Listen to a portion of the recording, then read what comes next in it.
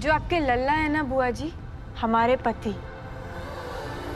इन्होंने पहले दिन से,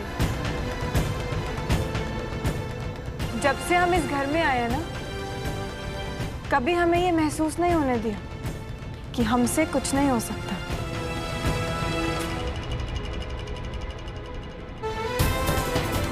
हाँ, शुरू शुरू में थोड़ी किटकिट जरूर होती थी, आज भी हुई है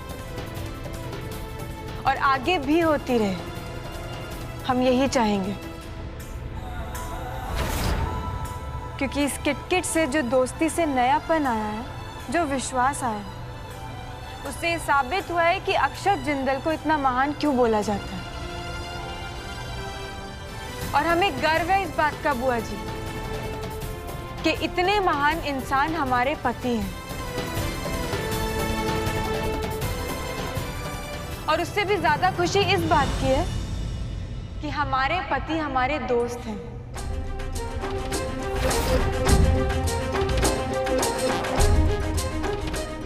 आपने कहा था ना बुआ जी कि इन सीढ़ियों को देखें, रिश्ते ठीक इन सीढ़ियों के जैसे होते हैं और दो को लांघकर तीसरे पर नहीं पहुंचा जा सकता।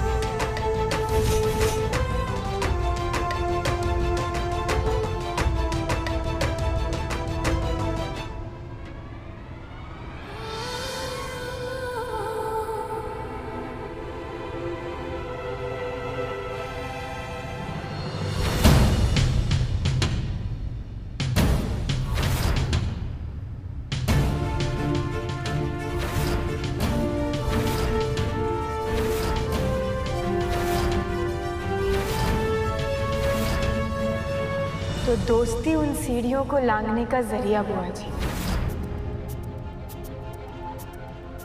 दोस्ती में सीढ़ियां नहीं गिनी जाती, प्यार देखा जाता है।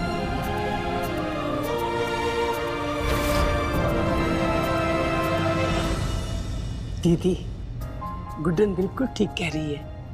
अगर हर रिश्ते में दोस्ती की मिठास आ जाए तो सारे गिले शिकवे खत्म ही हो जाएं। गुड्डन से बेहतर पत्नी मेरे लल्ला को नहीं मिल सकती। दीदी, आप भी अब गुस्सा थूक दो ना। तो आज तक क्यों नहीं अपनाया इस घर की बहुओं ने अपनी सास को? आज भी क्यों अधूरा है ये पति पत्नी का रिश्ता? भाभी, पुरानी मर्यादाएं, रीति रिवाज भले ही आप भूल गई हो, पर हम नहीं भूले और ना ही कभी भूलेंगे। बहुत बड़ा अनर्थ करने जा रही है आप। सख्ती और नरमी की इस जंग में नरमी से पेश आना बहुत भारी पड़ेगा आपको। देखेंगे, आप भी यही हो, हम भी यही है, ये गुड्डन भी। इसे भी पता चलेगा क्यों सख्ती जरूरी है हर रिश्ते में, नरमी नहीं और दोस्ती तो बिल्कुल नहीं।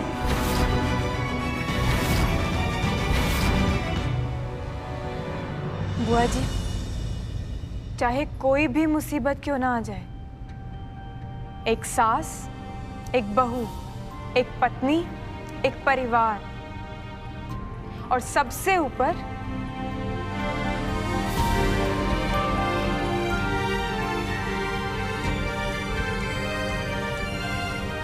एक दोस्त होने के नाते हमेशा डटे रहेंगे।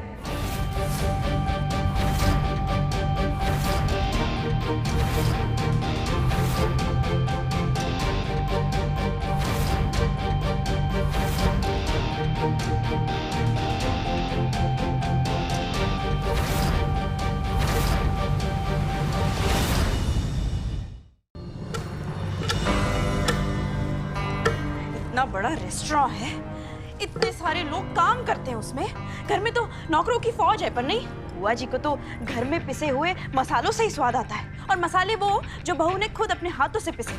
अगर ऐसा ही चलता रहा ना तो बुआ जी के चक्कर में एक दिन मैं खुद पिस जाऊंगी। दुर्गा, अच्छा मैं क्या सोच रहा था कि 1 मिनट किशोर जी, अभी मेरे पास बिल्कुल भी वक्त नहीं है, बाद में बात करेंगे। रमेश, इधर आओ। ये चंदन की धूप ये बाजार से लेके आओ, ठीक है? बुआ जी ने कहा है। और उसके साथ दुर्गा, मैं क्या बोल रहा था तुम्हें? 1 मिनट, सुना ना तुमने? चंदन की धूप, फूल, हाँ, मंदिर के लिए ताजे फूल लेके आना, ठीक है? भूलना मत, जाओ जल्दी जाओ।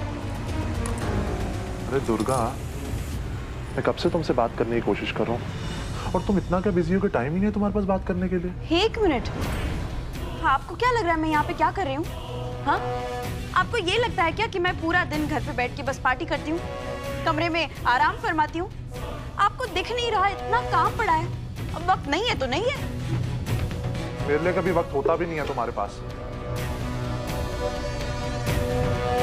बिल्कुल सही कहा आपने, फिलहाल मेरे पास बिल्कुल वक्त नहीं है।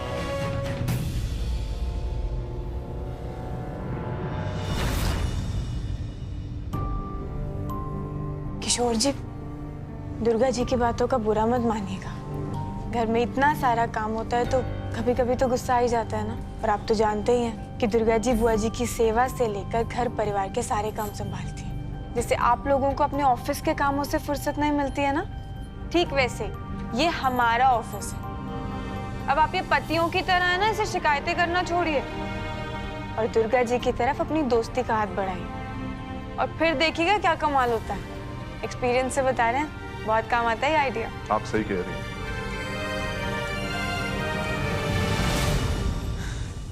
सासू माँ कहाँ थे आप? मैंने पूरा घर छान मारा। सासू माँ आपकी डेट है, लेट हो रहा है, तैयारियां करिए। चलिए चलिए, आइए आइए। हमारे ना पेट में बहुत दर्द हो रहा है, अब हमसे नहीं हो पाएगा। सब हो पाएगा, मैं हूँ ना, मैं सब करवा दूंगी। और आपको एक चीज बता दूं कि एजी को लेट आने वाले से सख्त नफरत है, इसलिए जल्दी कीजिए। सासू माँ मैं जा रही हूँ, आप आइए, ठीक है? जल्दी आइए।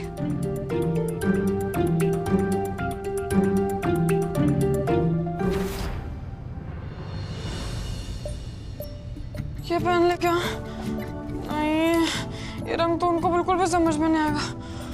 ये तो बहुत भारी हो जाएगा, बहुत ज्यादा हो जाएगा। ये तो जिंदा साहब को पसंद ही नहीं आएगा। फिर क्या पहने कुछ समझ में नहीं आ रहा। तो हमें ये भी नहीं पता ना डेट पर कैसे कपड़े पहनते होंगे। बाप रे, सारे कपड़े उठाकर हमने बेड पर रख दिए। तो जिंदल साहब खुद ऊपर से लेकर नीचे तक इतने परफेक्ट है ना कि हमें भी परफेक्ट बन के जाना पड़ेगा, वरना पता नहीं कौन सी बात पर कब गुस्सा हो जाए, को पता भी नहीं चलता। माँ, ये मुझे जरा हेल्प कीजिए ना, इन दोनों में से कौन सी पहनूं? कंफ्यूज हो रहा हूँ थोड़ा सा। थोड़ा? बेटा, ये शर्ट्स देखकर तुम्हें पूरी कंफ्यूज हो गई हूँ। दोनों काले? माँ, दोनों काली हैं पर दोनों के शेड्स एकदम अलग हैं। आप देखिए ना, अलग दिखेंगी। अरे बेटा, काली तो काली होती है ना, शेड्स अलग हुए तो क्या हुआ? तो खुद ही देख ले बेटे, मेरी समझ में कुछ नहीं आ रहा। समझ में तो मुझे नहीं आ रहा। ये आजकल की जनरेशन को पसंद क्या है। गुड्डन को शायद काला रंग ज्यादा पसंद नहीं है, या शायद पता नहीं। माँ, आपको मेरी हेल्प करनी होगी, मैं आपके कहने पे जा रहा हूँ ना, प्लीज हेल्प मी। देख बेटा, तू अपनी बीवी के साथ डेट पे जा रहा है, किसी की शोक सभा पे नहीं। कुछ अच्छा सा कलर पहन ले बेटा। रंगीन कपड़े पहनने से जिंदगी में भी रंगीनी आती है। आपको अच्छी तरह पता है मुझे रंग बिरंगे कपड़े पहनना बिल्कुल पसंद नहीं है। I don't wear all that. देख बेटा, कभी कभी ना जिंदगी में बदलाव लाना बहुत जरूरी होता है। गुड्डन के पसंद की शर्ट पहनेगा ना, वो भी खुश हो जाएगी।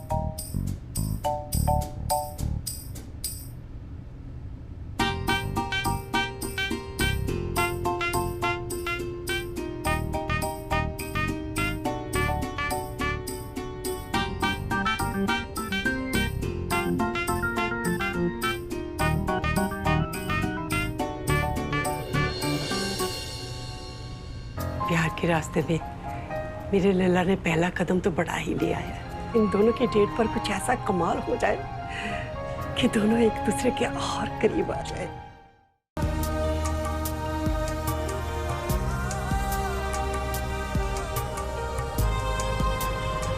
वो हम क्या कह रहे थे कि आपने कहा था ना कि एक एक कदम आगे बढ़ाने से और कुछ वक्त देने से दो लोग और दो सिरे मिल सकते हैं। तो फिर क्या वक्त के साथ हमारी आदतें, हमारी पसंद और हम भी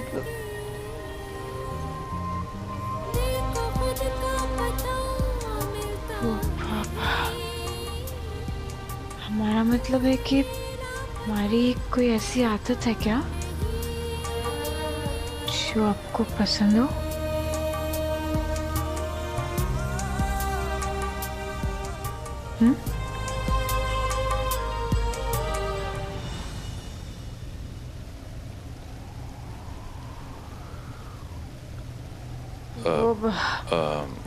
हम देखते हैं कुछ तो है। हम तेरे हो से गए हैं, कुछ तुम भी मेरे हो से रहे हो, कहना है जो कैसे कहे हम, मेरी रजा तुम।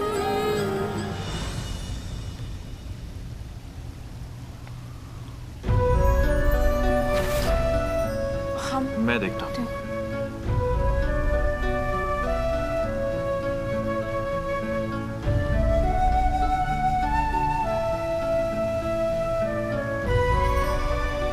ये शॉर्ट हो गया, कोई बात नहीं, मैं दूसरा ले आता हूँ, नीचे है एक।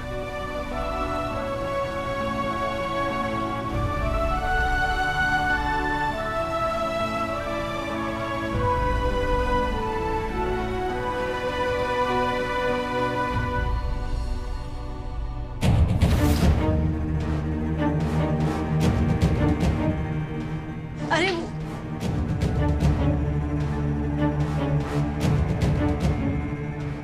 कहीं का गुस्सा कहीं उतारने से क्या फायदा दुर्गा बहू? अब पछताए होत क्या जब चिड़िया चुग गई खेत। हमने सुना किशोर के साथ क्या हुआ।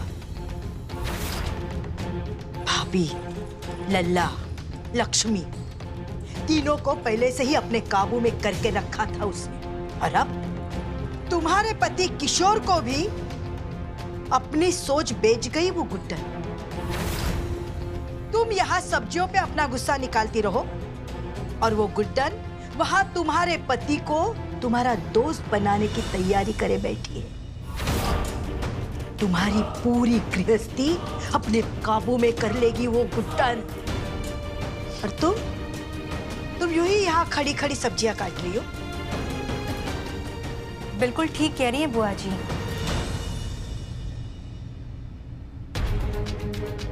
दुर्गा दी की जो हालत हुई है वो सिर्फ और सिर्फ गुड्डन की वजह से हुई है। आप लोगों को पता है वो गुड्डन एजे के साथ 9-2-11 हो चुकी है। जी हाँ, डेट पर गई है और ये सारी अरेंजमेंट्स ना वो लक्ष्मी दी और दादी ने किया उन दोनों के लिए।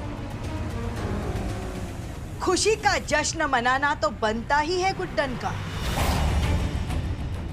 और क्यों ना मनाए, भले ही वो दुर्गा बहू को अपने काबू में ना कर पाई। किशोर तो उसके दोस्ती का राग गा रहा है ना दुर्गा बहू।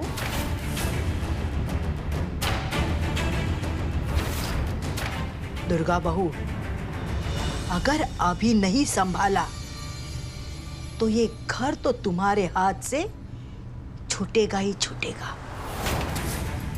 और साथ में अपने पति से भी हाथ धो बैठोगी। उस गुड्डन का त्रिया चरित्र समझो। पर थैंक्स टू गुड्डन जी, उन्होंने मुझे ये एहसास दिलाया कि एक पत्नी को एक पति से ज्यादा एक दोस्त की जरूरत होती है।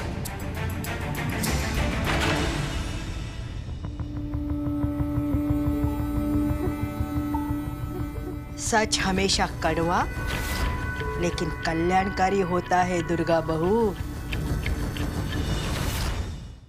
दुर्गा दी, आपको अंदाजा भी है आज उस गुड्डन के सामने बुआ जी गलत साबित हो गई हैं। उनकी इतनी बेइज्जती हुई है वो भी आपकी वजह से। पूरे घर वालों के सामने आज फिर से वो गुड्डन सही साबित हो गई और हम लोग खड़े खड़े उसका मुंह देखते रह गए। मैं मानती हूँ जरूर कि मुझसे बहुत बड़ी भूल हुई है, पर वो गुड्डन इतना सब कुछ हो जाने के बाद मुझसे रहा नहीं गया और मैं करती भी क्या। हाँ, पर दुर्गा दी, आप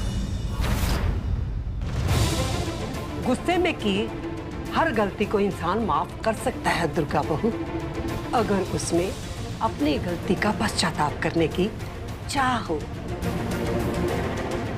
अगर अभी भी तुझे अपनी गलती का एहसास नहीं हुआ तो मार मुझे। अरे मैं भी तो तेरी दादी सास हूं ना। उठा हाथ, मार मुझे। दादी छोड़िए मुझे।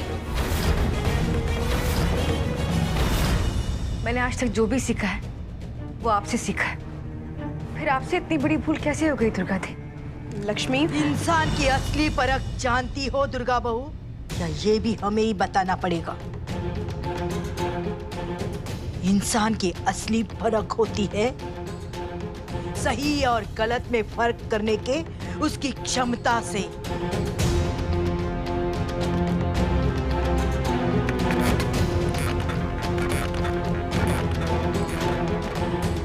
दुर्गा बहू, तुमने अपनी सास पे हाथ उठाने की कोशिश की, सही या गलत?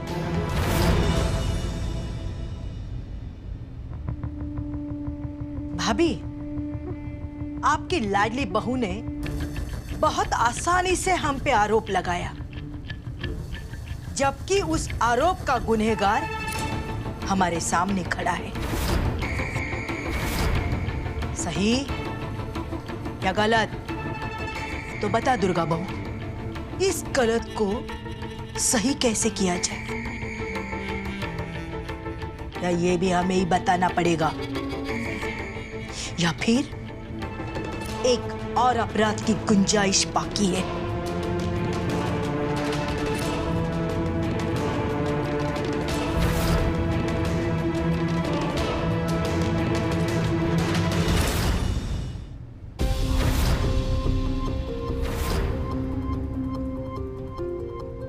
जाने अनजाने में मुझसे जो अनर्थ हुआ है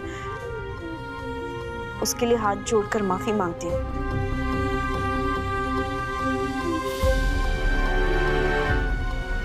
इसे गुस्से में आके मर्यादा नहीं लांघनी चाहिए थी मुझे। रिश्ते की इज्जत, मान दोनों को भूलकर तुम पर हाथ उठाने की कोशिश की मैंने। बहुत अफसोस है मुझे। बस इतनी उम्मीद करती हूँ कि इसे मेरी पहली और आखिरी गलती मानकर तुम मुझे माफ कर दो।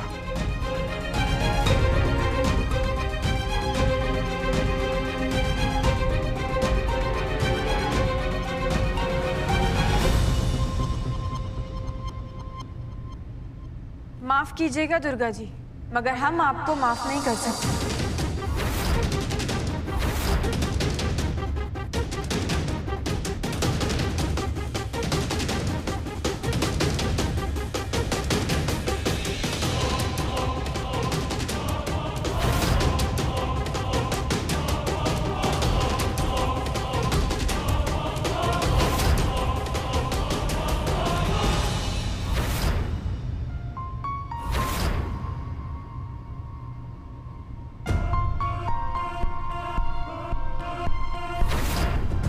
क्योंकि दोस्ती के रिश्ते में ना थैंक यू की जगह होती है ना सॉरी की जगह होती है। जगह होती है तो सिर्फ प्यार की। माफी तो उन रिश्तों में मांगी जाती है दुर्गा जी जिनकी बुनियाद दोस्ती पर नहीं, सख्ती पर टिकी हो। एक दोस्त हमेशा अपने दोस्त की गलती पर उसे सही राह दिखाता है, ना कि उसे गलती का एहसास करा करा कर उससे माफी की उम्मीद रखता है। हम जानते हैं दुर्गा जी, आज जो हुआ अनजाने में हुआ। कभी कभी इंसान लोगों के बहकावे में आकर गलत राह पर चला जाता है, अपनी राह से भटक जाता है। क्या बात है? What happened? माफ कीजिए मिस्टर जिंदल, हमें आपके घर इस तरह आना पड़ा, मगर मैटर बहुत सीरियस है। डोमेस्टिक वायलेंस की कंप्लेंट आई है कि आपकी बीवी गुड्डन जिंदल ने अपनी बहू दुर्गा जिंदल को जलाकर मारने की कोशिश की है।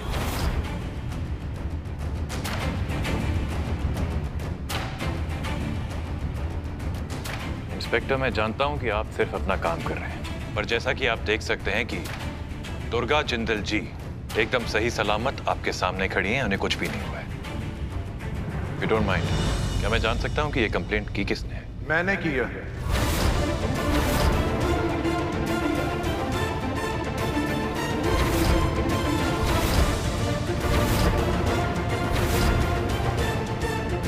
और जरूरी भी थी, क्योंकि जिस बेरहमी से इन्होंने दुर्गा को मारने की कोशिश की थी, उसकी सजा तो मिलनी चाहिए ना इन्हें।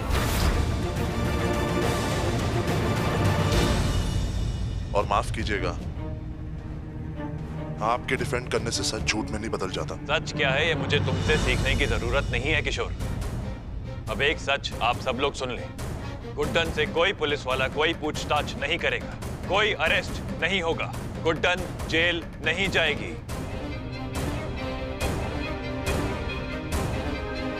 मेरे होते हुए इस घर में आज तक किसी बेगुनाह को सजा नहीं मिली है और ना ही कभी मिलेगी।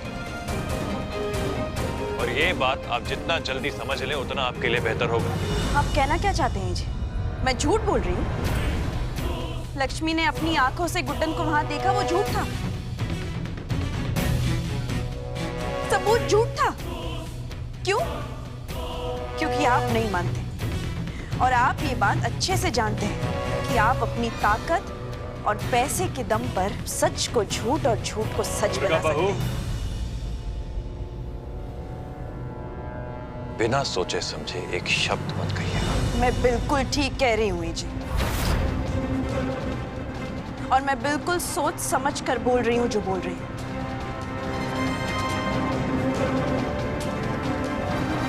बहुत इज्जत करती हूँ मैं आपकी। मैं समझती हूँ जी, आप अपनी दोस्त, अपनी पत्नी को बचाने के लिए उसके साथ खड़े, ठीक वैसे ही जैसे किशोर जी मेरे सच के लिए मेरे साथ खड़े हैं। पर आप तो एजे हैं, आपकी बात भला कोई कैसे टाल सकता है?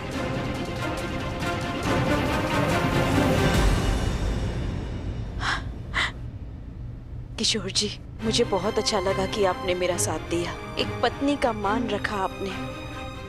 पर ठीक है, अगर एजे की नजरों में मेरी जिंदगी का यही मूल्य है तो आप कंप्लेंट वापस ले लीजिए। पर दुर्गा नहीं किशोर जी, कंप्लेंट आप वापस ले लीजिए।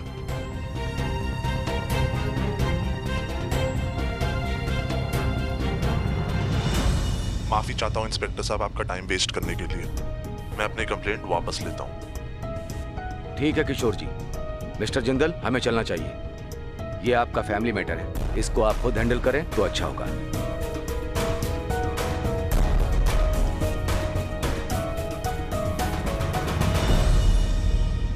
कंप्लेंट वापस लेने के बदले में मैं ये घर छोड़कर जाना चाहती हूँ।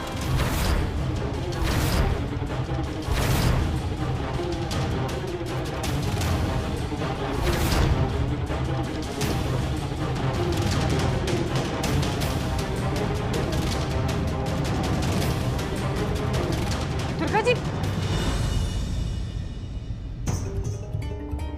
आप ऐसे घर छोड़कर नहीं जा सकते। आप हमारा यकीन मानिए, हमने सच में कुछ नहीं किया। किशोर जी, आप तो समझ नहीं गुड्डन, अपनी गलती होने के बावजूद भी अगर कोई ये घर छोड़ के जाना चाहता है तो जा सकता है।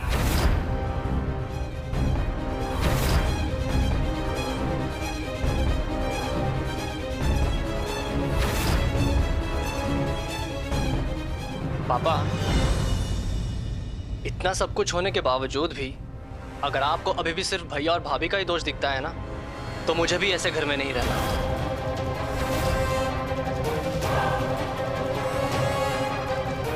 चलो लक्ष्मी। पिताजी मेरी बात सुनिए, आप क्या कर रहे हैं? देखिए भूल गई तुम? इनकी वजह से ही तुम्हें कितनी बदनामी सहनी पड़ी थी, और तब आपने इन्हें बचा लिया था। और आज भी वही हुआ है, पहले लक्ष्मी की बेइज्जती और अब दुर्गा भाभी पर जानलेवा हमला। जब इस घर की औरतें ही इस घर में सेफ नहीं है, तो मुझे इस घर में नहीं रहना।